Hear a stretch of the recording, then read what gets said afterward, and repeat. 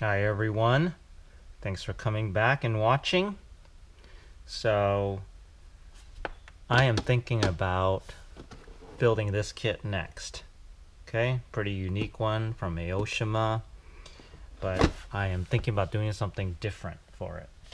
So in this next project I will try to incorporate using, in addition to this kit,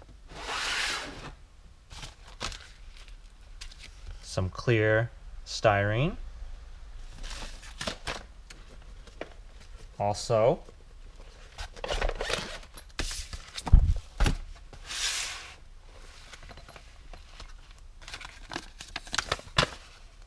a soldering kit that I will try to learn and show you how to use, and of course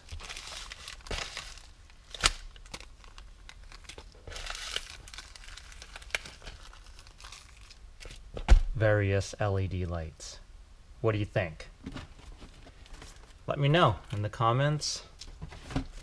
Click like please, and please subscribe for those of you who haven't subscribed yet, and I'll keep you updated probably. Look, I have more different color LEDs too. So we'll try to figure this out together and see if I can get this to work, because I think this would be a perfect kit for lighting up. Thank you for watching.